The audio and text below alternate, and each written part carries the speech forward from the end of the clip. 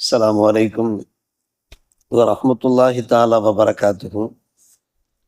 பிஸ்மில்லாஹிர் ரஹ்மானிர் ரஹீம். வஅன் அபீ ஹுரைரா ரலியல்லாஹு தஆலா அன்ஹு அன்னஹு கால் சுஇல நபிய்யு ஸல்லல்லாஹு அலைஹி வஸல்லம் அய்யுல் அமலி அஃதல் قال ஈமானு பில்லாஹ் வ ரசூலிஹி قيل ثم ماذا قال الجهاد في سبيل الله قيل ثم ماذا قال حج مبرور متفق عليه. அமன்னா பில்லா ஸதகல்லாஹு மௌலானல் அலியுல் அலீம் வ ஸதக ரசூலுஹுன் நபியுல் கரீம். பெருமானார் ரசூலே கரீம் ஸல்லல்லாஹு அலைஹி வஸல்லம் அவர்களிடத்தில் வினவப்பட்டது, அமல்களிலே சிறந்த அமல் ஏது? அல்லாஹ் ரசூலை விசுவாசிப்பது என்று சொன்னார்கள்.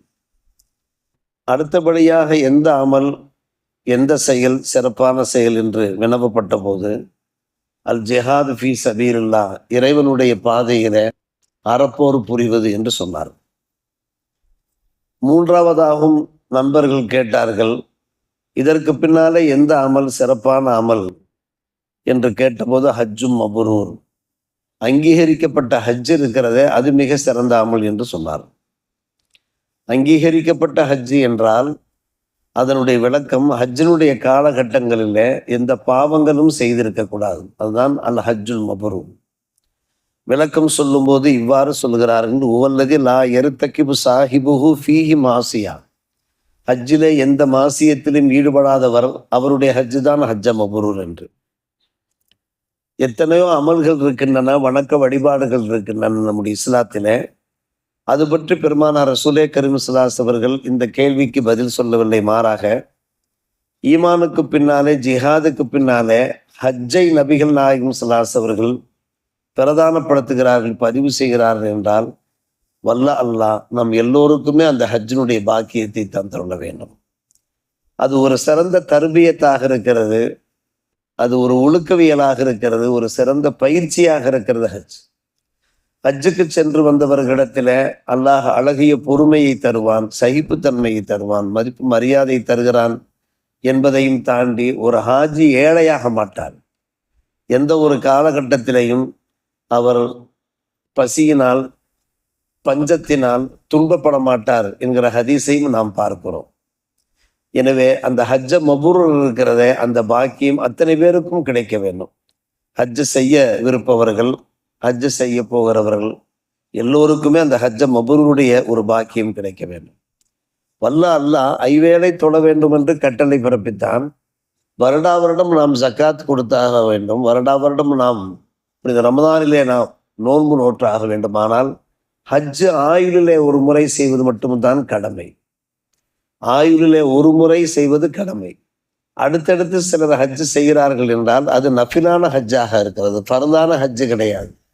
ஃபர்தான ஹஜ்ஜு என்பது ஒரே ஒரு முறைதான் என்பதை நாம் அறிந்து வைத்திருக்கிறோம். ஏன் அல்லாஹ் ரப்புல் ஆலமீன் ஒரு முறை மட்டும் ஹஜ்ஜு செய்வதை கடமையாக்கினான் என்றால் நாம் அறியாத ஒரு விஷயம் அல்ல. என்ன வசதி வாய்ப்பு இருந்தாலும் கூட அடிக்கடி ஹஜ்ஜுக்கு செல்கிற போது அது மக்களுக்கு சிரமம் உண்டாகிவிடும். அவர் வசதி வாய்ப்புள்ளவர்களாக இருக்கலாம், வாகன வசதி படைத்தவர்களாக இருந்தாலும் கூட அந்த சிரமத்திற்கு தன்னுடைய அடியார்களை ஆளாக்கக்கூடாது என்பதற்காக வேண்டிதான் அல்லாஹ் ரப்புல் ஆலமீன் ஆயுளிலே ஒரு முறை நீர் ஹஜ்ஜு செய்தாலே அதன் மூலமாகவே நீ புண்ணியம் பெற்றுவிட வாய்ப்பு இருக்கிறது என்று நமக்கு எடுத்தோதிருக்கிறார்.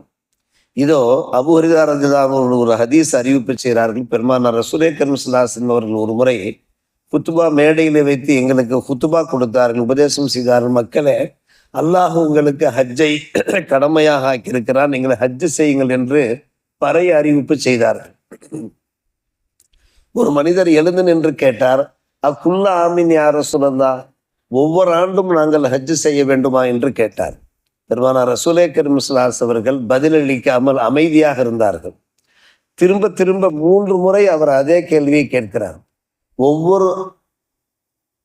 ஒவ்வொரு ஆண்டும் நாங்கள் ஹஜ்ஜு செய்ய வேண்டுமா என்கிற கேள்வியை அவர் விடுத்தார். நபிகள் நாயகம் ஸல்லல்லாஹு அலைஹி அவர்கள் 3ஆம் முறை கேள்விக்கு பின்னால் தான் பதிலளித்தார்கள், ஆம், நீங்கள் ஒவ்வொரு ஆண்டும் ஹஜ்ஜு செய்ய வேண்டும் என்று நான் சொல்லி இருந்தால் என்ன நிலைமை ஆயிருக்கும்? உங்களால் அது முடியுமா? அது முடியாதே. எப்படி ஒவ்வொரு ஆண்டும் நீங்கள் செலவழித்து இவ்வளவு தூரம் பல்லாயிரக்கணக்கான மைல் தூரம் சென்று நீங்கள் ஹஜ்ஜு செய்ய முடியும்? எனவே நான் உங்களுக்கு ஒரு கட்டளையை பிறப்பித்தேன் என்றால் அதோடு நீங்கள் நிறுத்திக் கொள்ளுங்கள். அடுத்தடுத்து கேள்விகள் நீங்கள் கேட்காதீர்கள். அதிகமான கேள்வி கேட்டுதான் முன்னோர்கள் சிரமப்பட்டார்கள், அழிந்து போனார்கள். ஒரு விஷயத்தை நான் எடுத்துச் சொல்கிறேன் என்றால் அதோடு நீங்கள் நிறுத்திக் கொள்ளுங்கள். எனவே இதா அமர்த்துக்கும் விஷயின் மஸ்ததாத்தும் இதா நகைத்துக்கும் அன்ஷையின் ஃபதஊஹு. ஒரு விஷயத்தை நான் ஏவினால் நீங்கள் இயன்ற மட்டும் அதை நீங்கள் செயல்படுத்துங்கள். எதை நான் தடுக்கிறேனோ தடுத்த விஷயங்களை விட்டு விடுங்கள் என்றார்கள் பெருமானார் ரசூலே கரீம் ஸல்லல்லாஹு அலைஹி வஸல்லம். இந்த வினா விடை மூலமாக என் பெருமானார் ரசூலே கரீம் ஸல்லல்லாஹு அலைஹி வஸல்லம் எதை வலியுறுத்துகிறார்கள் என்ற 2 விஷயம். நம்பர் 1, ஒவ்வொரு ஆண்டும் ஹஜ்ஜு செய்ய வேண்டிய கடமை கிடையாது. ஐவேளை நாம் தொழுதாக வேண்டும். தினசரி ஐவேளை தொழுதாக வேண்டும். வருடா வருடம் நோன்பு நோற்றாக வேண்டும். வருடா வருடம் நாம் ஜக்காத் கொடுத்தாக வேண்டும். ஆனால் ஹஜ்ஜை பொறுத்தவரை ஆயுள் கடமை தான். ஏன் ஆயுள் கடமையாக அல்லாஹ் ஆக்கினான் என்றால் அல்லாஹ் அருளாளனாக இருக்கிறான், அன்பாளனாக இருக்கிறான், கருணையாளனாக இருக்கிறான். எனவே தன்னுடைய அடியார்களுக்கு சிரமம் தரக்கூடாது என்று அல்லாஹ் விரும்புகிறான் என்பது ஒரு விஷயம். 2வது விஷயம், சில கேள்விகள் தேவையற்ற கேள்விகளை கேட்பதன் மூலமாக நமக்கு சில சிரமங்கள் உண்டாகிவிடலாம். அந்த கேள்விக்கு பதிலளிக்கிற போது அந்த பதிலை செயல்படுத்த வேண்டிய ஒரு அதிகாரி இருக்கிறார், ஒரு முதலாளி இருக்கிறார். முதலாளி இட்ட பணியை செய்ய வேண்டியதான். நான் அந்த பணியும் செய்ய வேண்டுமா, இந்த பணியும் செய்ய வேண்டுமா என்றால் அந்த முதலாளி அதையும் செய்யுங்கள் இதையும் செய்யுங்கள் என்பார்.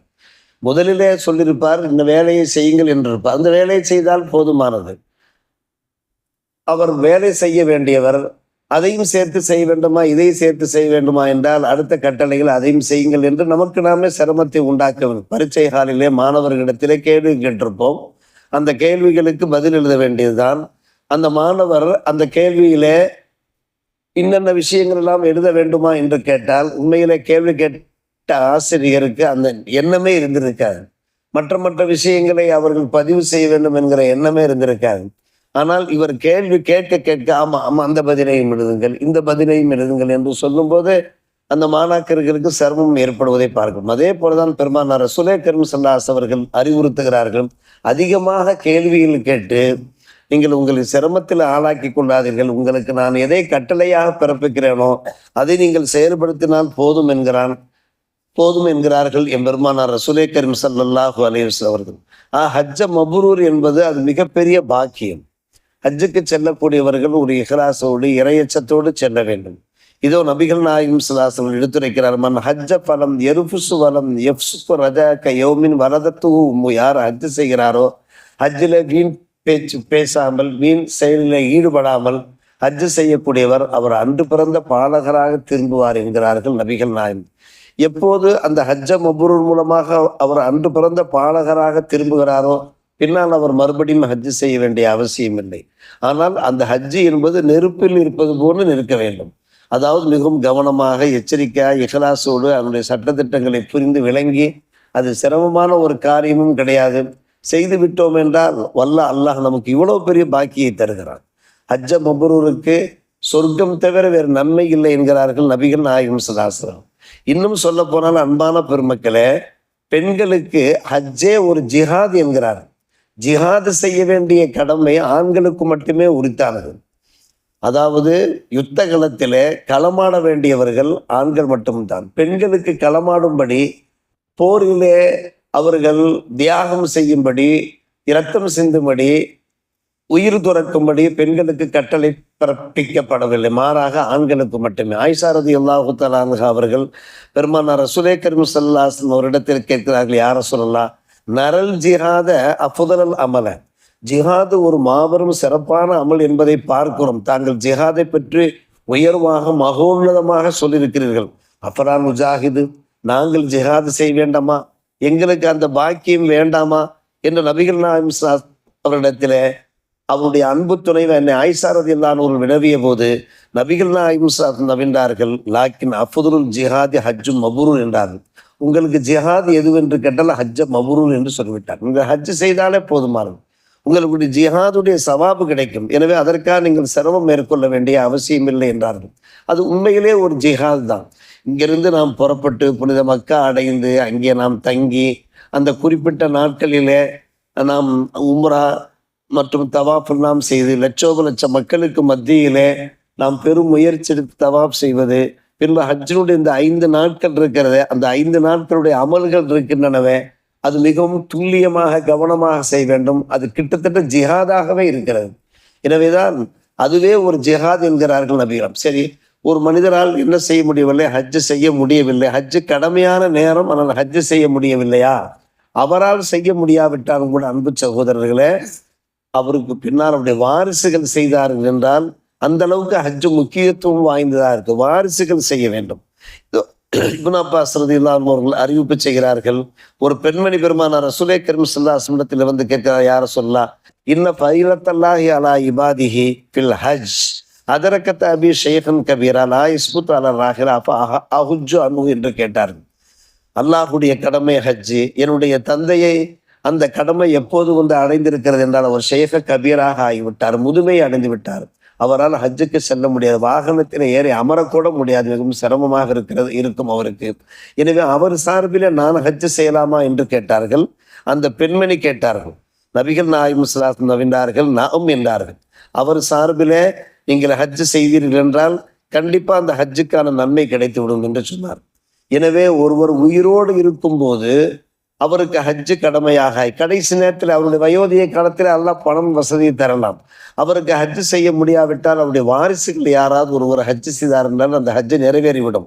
அப்படியே அவர் இறந்து போனதற்கு பின்னாலும் கூட அந்த ஹஜ்ஜு கடமையாகி அவர் ஹஜ்ஜு செய்யாது இறந்து போய்விட்டார் என்றால் அவருக்கு பகரமாக அவருடைய குடும்பத்தினரிலே அல்லது குடும்பத்தோடு நெருக்கமானவர்கள் யாராவது ஒருவர் ஹஜ் கடமையை நிறைவேற்றினால், இந்த ஹஜ்ஜுக்கு மட்டும் அப்படிப்பட்ட ஒரு தனிச்சலுகை இருக்கிறது. அவர் சார்பில் அந்த ஹஜ் கடமை நிறைவேறிவிடும் என்பன போன்ற பல்வேறு விஷயங்களை நாம் கவனத்திலே கொண்டு செயல்படுவதற்கு முயற்சிப்போமாக. அல்லாஹ் நல்லோர் புரிவானாக. வாஹிர் தாவானா அல்ஹம்துலில்லாஹி ரப்பில் ஆலமீன்.